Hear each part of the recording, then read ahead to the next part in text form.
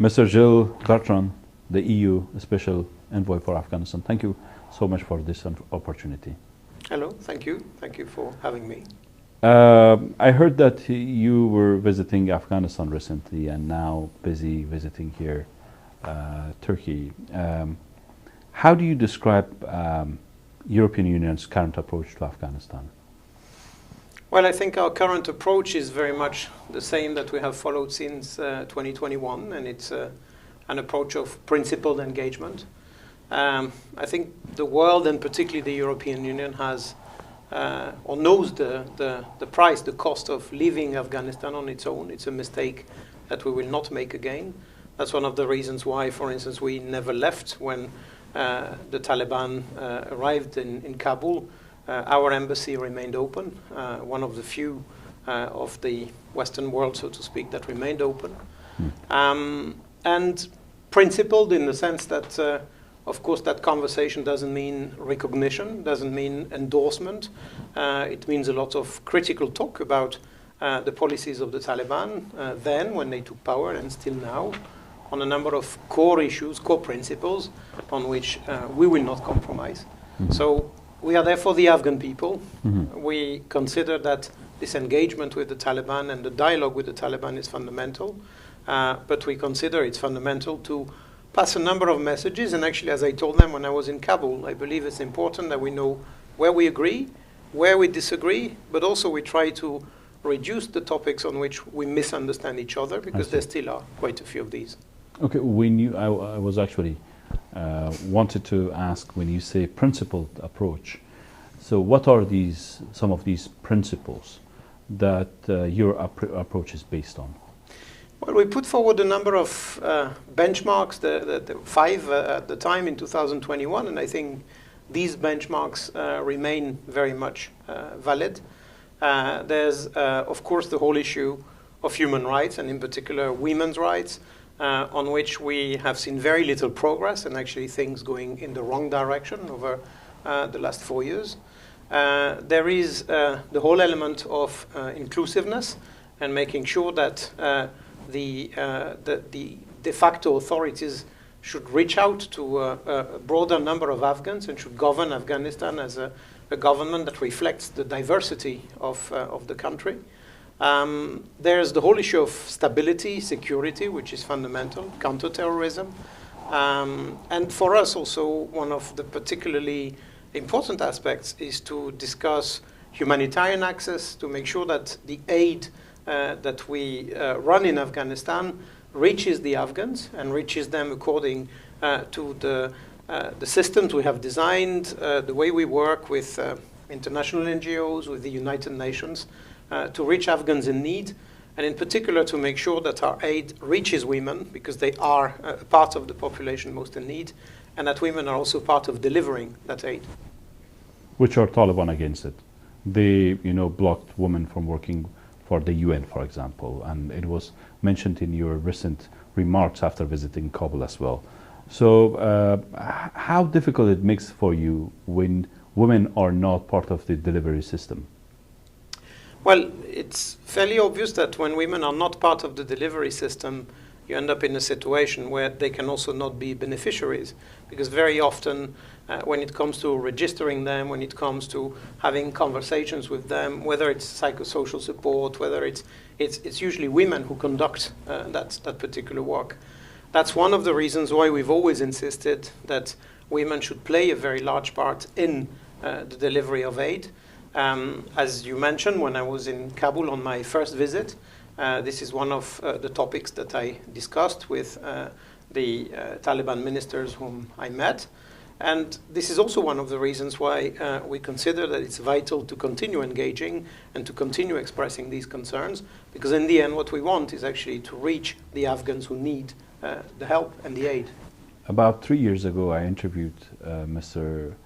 Nicholson, your predecessor, and he basically, I think, mentioned the same things, that Europe has principled approach towards Afghanistan and you engage with the Taliban but not recognize the Taliban to deliver messages, basically.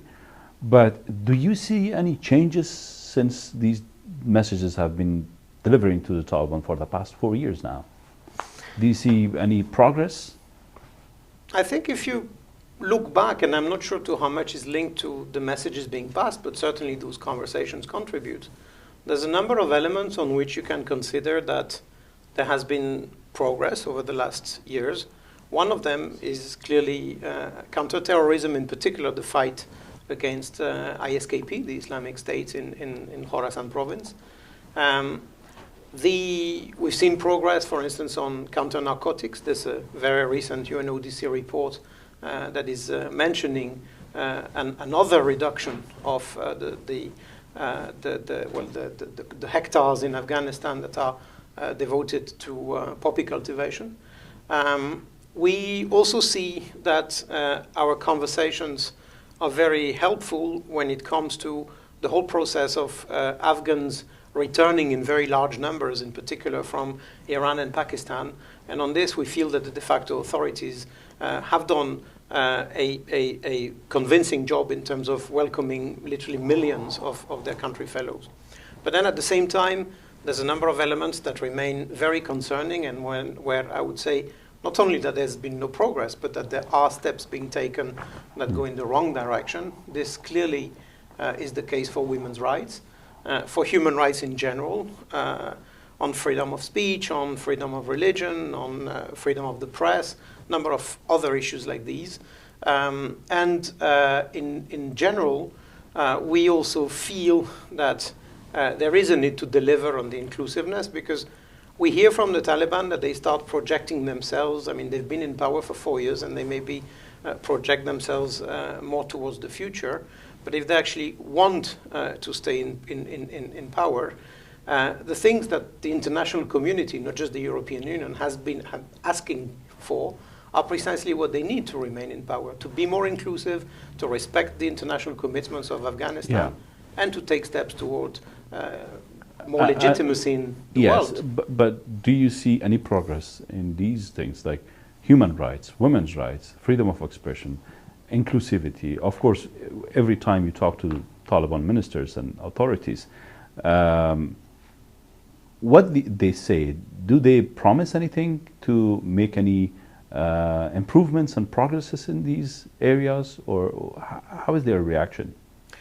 Well, I cannot speak about every time I speak to them, because this was the first time I was going to Kabul.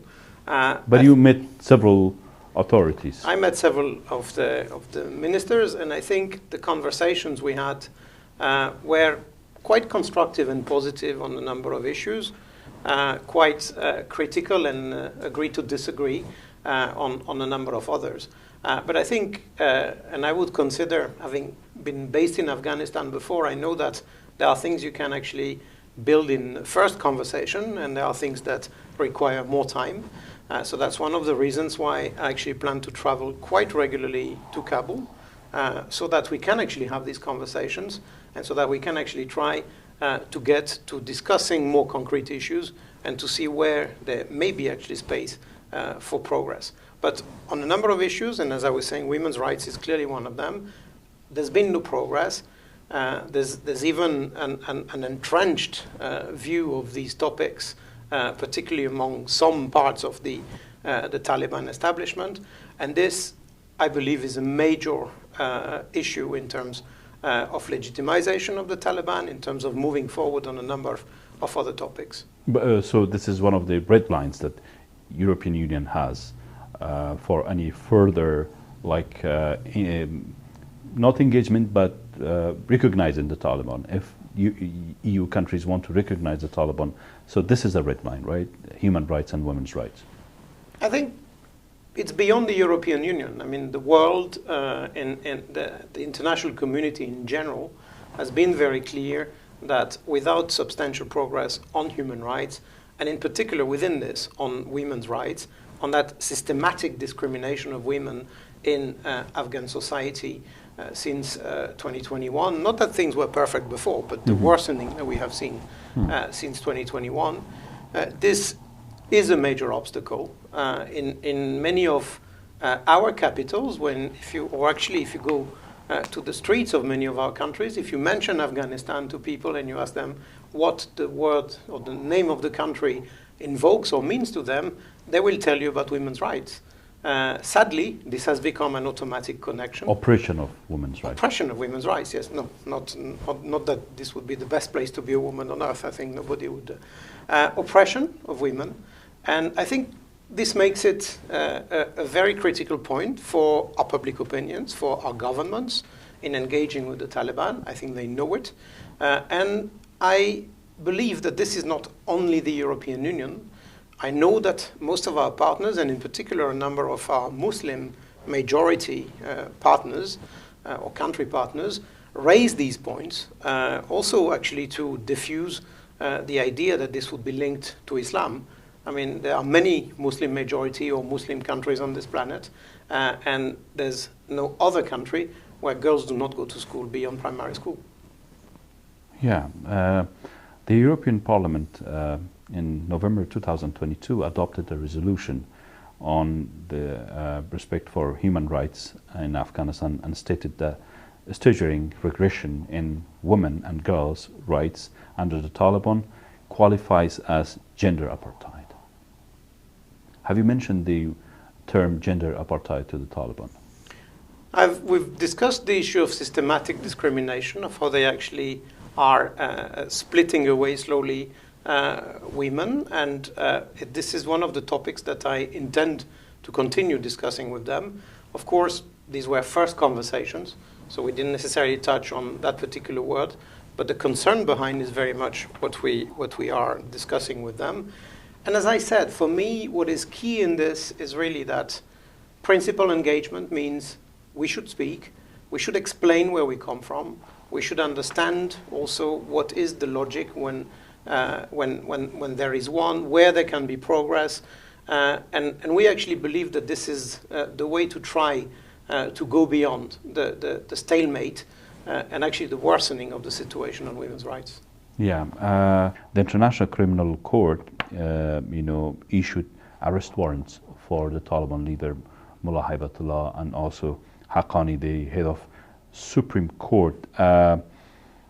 Do you think the Taliban, from your conversations with Mr. Hanafi and the Minister of Culture and Information and others, do you think they, care about these international warrants, or they think it's not important for them and because they are not responsible towards any international bodies like the Criminal Court and others? I think do they take it seriously? I think international recognition matters to any de facto authority, because beyond international recognition there's a number of elements, some of them very concrete also in terms of how, financing, in terms of how the government can interact with the rest of the world, in terms of... So I believe that there is generally a willingness of the Taliban de facto authorities to be recognized by the world. I believe this is precisely where that UN-led Doha process comes into the picture, which is where the international community, under the auspices of the United Nations, has been working towards trying to design what could be the steps taken respectively by the international community and by the de facto authorities to bridge that gap.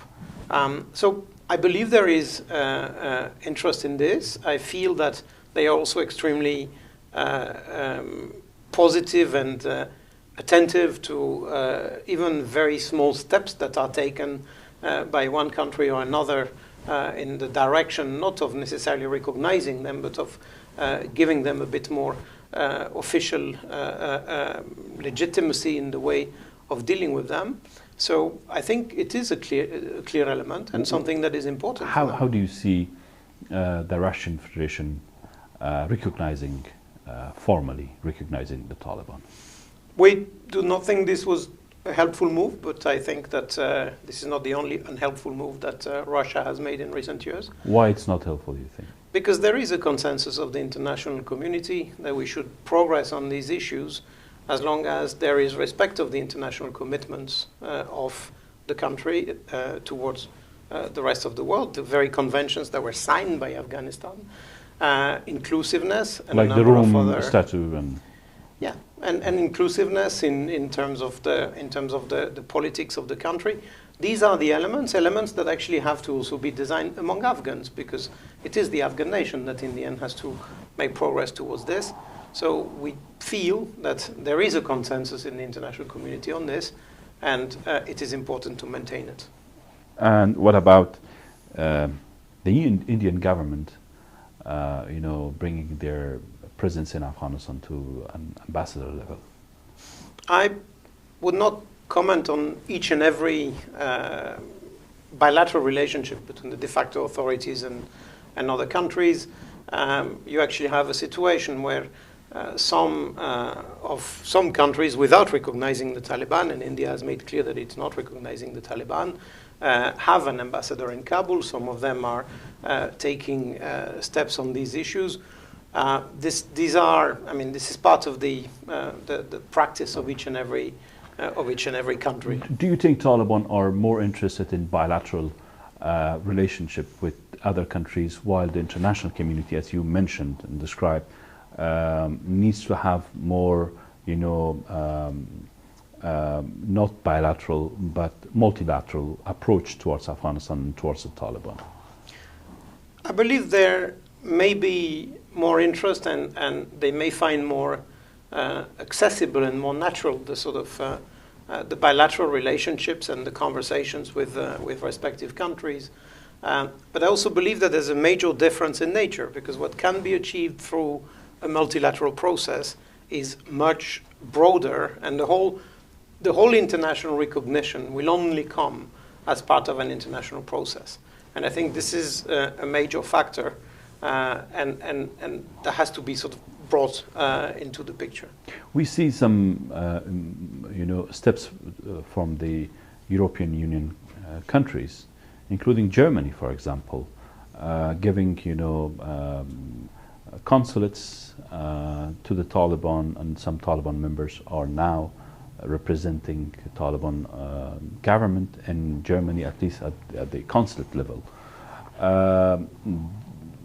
How do you see the future of European Union countries, the member countries, relationship with the Taliban in coming 1 to 2 years? I think the case that you are mentioning of Germany is particular, and there's a few countries that are actually in the same situation of having extremely large, sizable Afghan minorities on their territory. And Germany found itself in a situation where it had a certain number of Afghan nationals who were convicted of serious offenses, who are considered a threat to their national security, and where they consider that they have to be deported. This is the competence of member states, and of course, when you need to do this, you need to have a certain consular interaction on those cases. And you also have hundreds of thousands of Afghans who live in Germany and who need to have some access to up-to-date consular services. But this is not recognition. These are working arrangements on a very specific issue. Technical issues. Which is the large minorities that Europe has welcomed, which is actually part of our solidarity with Afghanistan, and on which, of course, member states have to take technical considerations into account. You're very far from a recognition, or you're very far from anything that would have a major political value. But also, after the fall of Kabul and Taliban taking back the power, some of the, diplomatic missions, especially in Europe, remain intact. And the former Republic diplomats were still there. Still they are there. But it looks like there is a shift. Now they have to evacuate the place, these consulates and missions, to the Taliban representatives. That's a fear among, even among the diaspora community. Do you think that's happening? I think what has been discussed, and again, these are bilateral issues where you'd be better off asking directly our member states. But what's been discussed is usually that you would have a couple of consular officials that would be placed within the existing consulates, and that would actually come from Kabul. We actually have very different situations depending on the countries, because we also have cases where you have people who were appointed by the Republic, but who are actually on the working level, and when it comes to working arrangements, facilitating visas and a number of other consular duties for the de facto authorities. So it is actually quite a mixed situation, and an evolving one. And it cannot be interpreted as politically legitimizing the Taliban. That's what you're trying to say. It's not a political legitimization, and it's certainly not a recognition, in the sense that the recognition of a state is very different from the issue of technical consular cooperation. Yes, Afghanistan has been facing one of the worst human rights crisis in the world. I mean, besides the humanitarian crisis that we are facing in Afghanistan, and as I earlier mentioned, the European Parliament, categorized it as gender apartheid in Afghanistan, and also we have the International Criminal Court's warrant against the Taliban leader. You were in Afghanistan about 20 years ago as a diplomat, and now you're back to Afghanistan after 20 years. How do you see, what are the main differences that you see in Afghanistan, especially in the human rights domain? I think if I look back to 20 years ago, there were a number of human rights issues that were extremely acute. The issue of women's rights was already actually very high on the agenda. We knew that we had very conservative parts in Afghan society where the rights of women were an issue. We knew that women could not, for instance, undergo even life-saving surgery without being allowed by a male member of their family. There were a number of elements that were there, and on which, there was a willingness to make progress. I think certainly what has changed is this element, the willingness to see progress, the willingness to improve the situation of women. And I would say probably in general that the main difference I perceived is maybe that when I was posted there in 2002, 2004, you could feel that there was a lot of hope in the country, that the conflict was over, that the human rights violations were over, that there was a possibility to build a new Afghanistan. And I think it's probably that hope that has vanished 20 years later, and after everything that has continued happening, I think you probably feel more of that absence of hope. Actually, also, when we have conversations with the diaspora, we feel that there's more pessimism, not in the sense that things cannot improve, but in the sense that it is not an easy process. Yeah.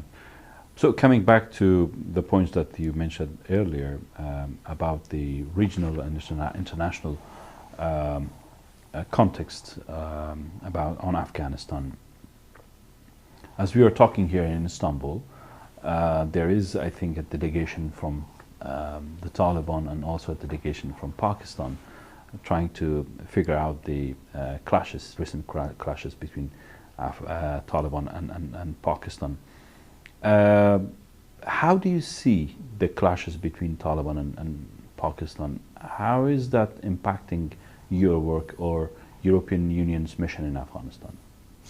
Well, for us, what is fundamental there is that we should not open a new page of violence, and a new page of violence in particular, between the two countries.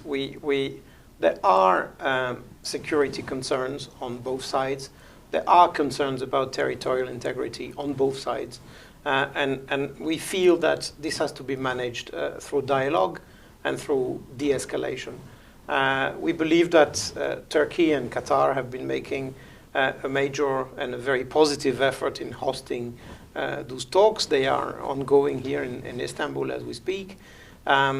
We feel that what is fundamental there is really to de-escalate, to come back to dialogue, because we do not believe that there is a military solution to the situation. And I also believe that one of the aspects on which we've been vocal and will continue being vocal is the need to avoid civilian casualties, because some of the operations that we have seen have actually claimed civilian lives, have left people wounded, and we believe that this has to be avoided at all costs. Is TTP, the Tehrik-e-Taliban of Pakistan, concern for European Union, and do you think it's a terrorist group and it is destabilizing the region and the world? What we have seen since the Taliban took power, and particularly during the last couple of years, is, as I was mentioning earlier, progress in tackling ISKP, the Islamic State in the Khorasan province. We've seen less progress in tackling those terrorist groups that have a more regional reach, but that doesn't mean actually that they are not equally dangerous. Also, because we know very well that people can actually very quickly move from one group to another. Mm-hmm. The fact that you still have the presence of armed terrorist groups on the territory of Afghanistan for us is a concern.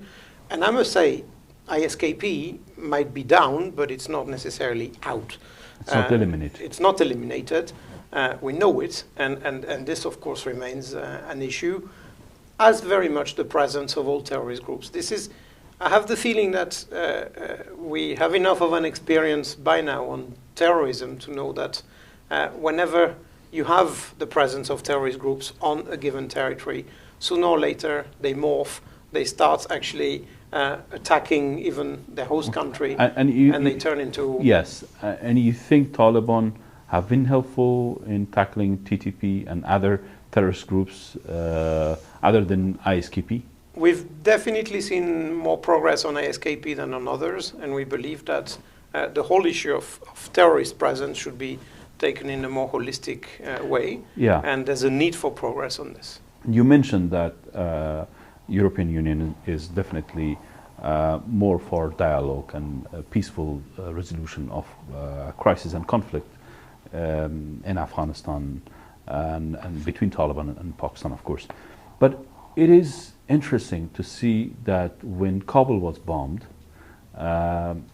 we didn't see any condemnation from outside world. We didn't see anything from European Union to condemn, violation of Afghanistan territory, especially the capital. Not like what happened when Qatar was bombed by Israel, or other countries are violated like that. Why is that, do you think?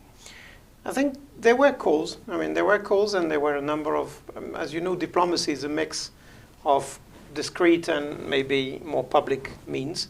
But there were certainly calls, and particularly respect for international integrity and respect for security concerns for us are two elements that have to be taken jointly and that have to be looked at in a dialogue between the two parties. So we did mention the need to respect each other's territorial integrity, and we actually believe that this is a very important element. Staying on the global and regional context of Afghanistan, do you cooperate or basically coordinate your approach with the regional countries like Pakistan, Iran, India, Central Asia? Do you talk to them?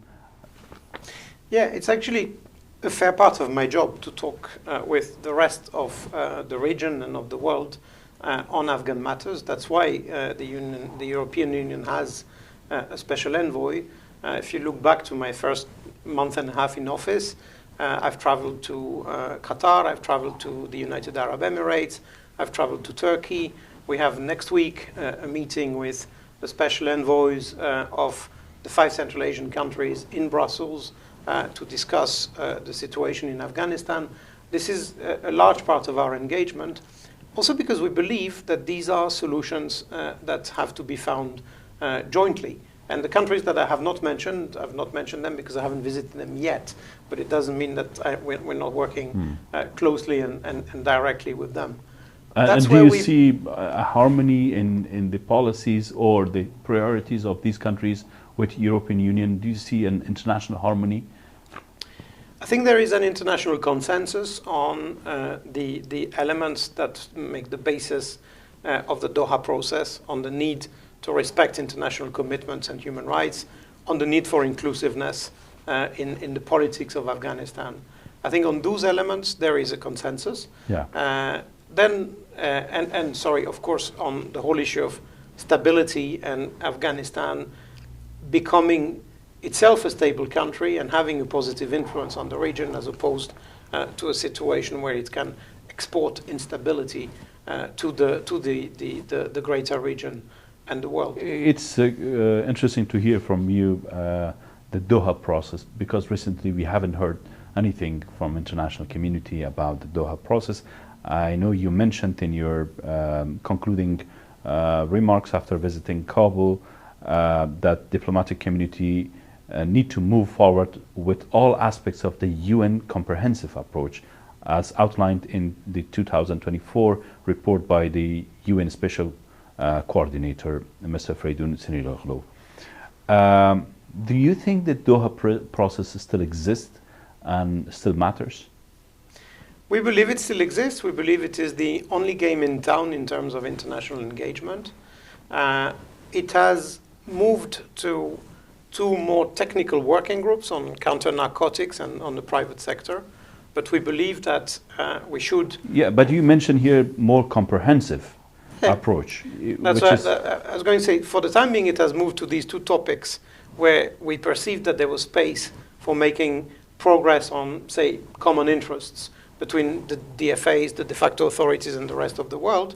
But we actually believe that the time is actually coming for a reinvigoration of the process. Why you think, what's happening that makes you feel that time is coming? Because we are coming again coming at that time when the de facto authorities have been in power for 4 years. I believe that they start projecting themselves a bit more maybe into the future, but the future, and especially when they talk about more business engagement, when they talk about being more recognized members of the international community, well, the future is precisely in those elements that I was mentioning, in respect of the international commitments, in inclusiveness. The business will come to Afghanistan only if there is predictability. The business will only come to Afghanistan if you have a justice system, a respect of people's rights, rules that are not changing and that are not applied in and enforced in an arbitrary way. All these elements are actually part of the... Basically trying to say that reducing the Doha process to those two elements, like counter-narcotics and business, is now facing a deadlock. Now the international community should go back to the comprehensive approach of the Doha process. It's not a deadlock in the sense that these are actually areas where we believe that progress can be achieved jointly, but it's quite clear that the intention was never to reduce the Doha process to these two elements. But it was reduced. And no, I mean, this is what happened for a few months, because we identified these as two issues where we could start building immediate confidence and making immediate progress. But the comprehensive approach remains very much the approach. And that's where we believe that we actually have to continue working as international community and to continue engaging the de facto authorities.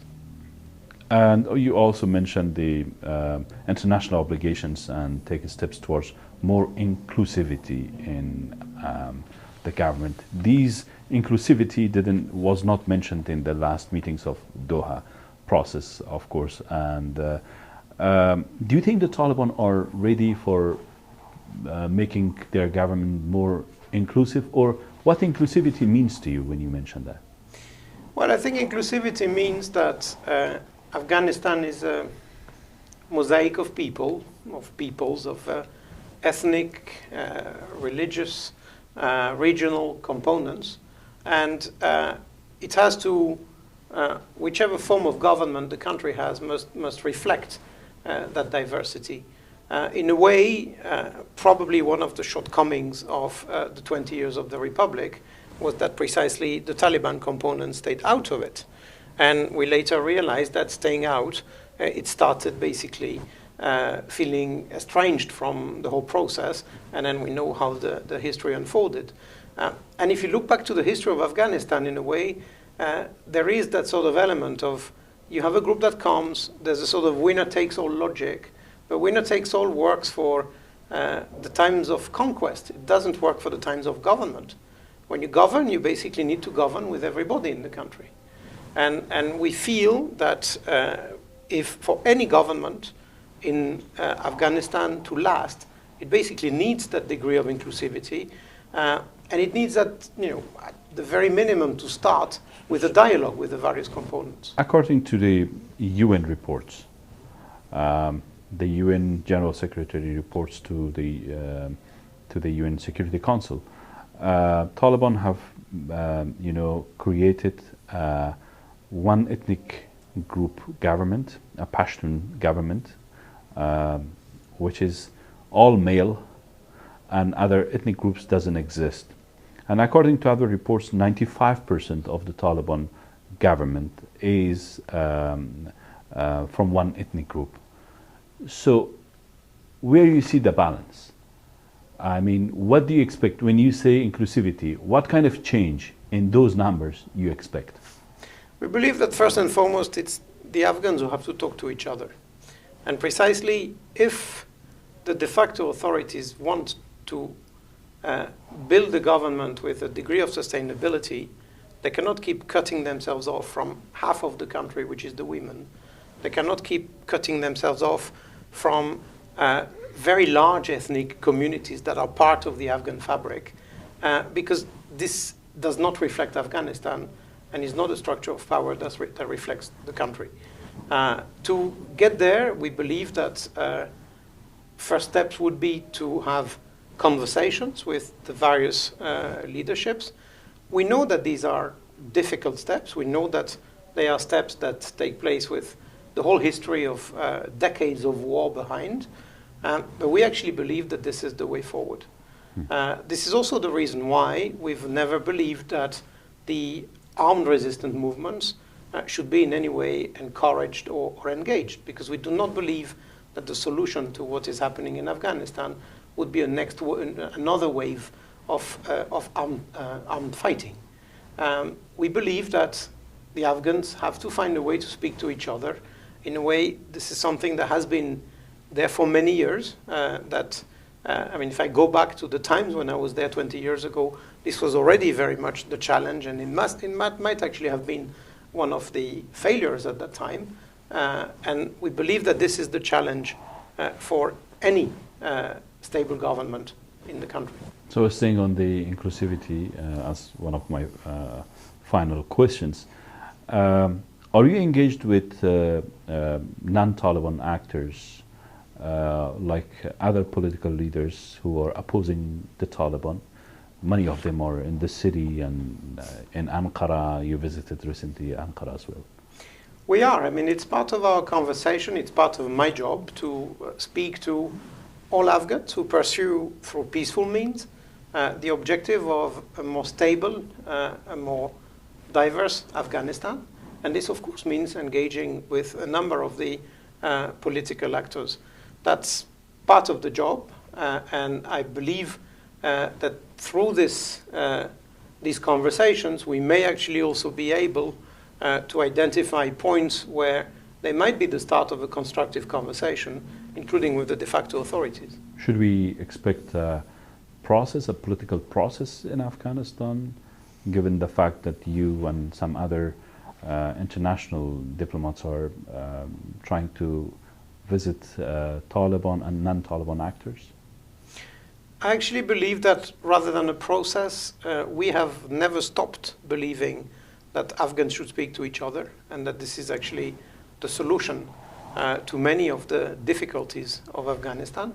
How this takes place, how that dialogue can actually coalesce and bring progress, that's very much for the Afghans to define. And this is not something where we would have a plan in mind, or we would come up with anything of the sort. Okay, my second question before my final question. The EU has been one of the largest, the second largest donor in Afghanistan, and I believe about €1 billion has been spent in Afghanistan in the past 4 years, if I'm not mistaken. How you make sure that this money reaches the people in need, and how you make sure that it's transparent and not abused by the Taliban and others? I'm afraid by now we've actually become the biggest donor, because the once biggest donor has reduced greatly its contribution. And actually, when you look back to since the fall of the Republic, it's 1.8 billion euros. So that would be more than $2 billion that we have actually spent in Afghanistan through humanitarian aid and through cooperation, basic human needs, health, education, local livelihoods, businesses, primarily. How we make sure that this money is actually reaching the ones who need it, which is the Afghans and the Afghan men and the Afghan women. We primarily work through INGOs, through NGOs, through the UN agencies. We do not have direct financial cooperation with the de facto authorities. And we are basically trying to reach the communities that most need those financings, also involving the communities and involving very often, for instance, women, whenever it's aid that is designed to reach women. As an example, within the whole business component and the support to small businesses, we are supporting thousands of businesses that are run by women. And this also means that within the support teams and within the INGOs and others that are supporting this, of course, we need women to work with women. Okay, and my very final question. Given the realities on the ground in Afghanistan, given the way the Taliban have been, acting and approaching human rights and women's rights issues and inclusivity and everything, where do you see Afghanistan in 2 to 5 years from now? I think you had asked the same question to my predecessor 3 years ago. So it would be interesting actually to look back to his answer. And I'm not expecting the same answer actually, because it was 3 years ago. So let's see what difference are there. I think, as I was mentioning earlier, for us what is fundamental is that we know that the world should not turn its eyes away from Afghanistan. We know the consequences of this. So we will remain engaged in the country. We will remain present through aid and through the principled engagement that we've been discussing since the beginning of this conversation. And I actually believe, or I want to believe and hope, that principled engagement at some stage should actually start bearing results. We do not want to see Afghanistan enter another cycle of violence, like the so many cycles it has had. Do you see signs? You always hear frustration, you hear people who are basically seeing no signs of progress, but there again, for us, this would just be a repetition of the endemic illness of the country, and it would actually not cure it. We believe that to cure it, you really need, or to heal it rather, probably a better word, you really need the various components of the Afghan nation to start finding a way to discuss. We know it is not easy. We know that for the last 4 years, there are many signals that have come from Kabul and from Kandahar that have pointed in the opposite direction on human rights and on other aspects. But we still believe that dialogue is the way, and we still believe that everything we will be able to do, as long as the Afghans are in the lead to foster this, we will keep doing. Thank you so much for your time. Thank you.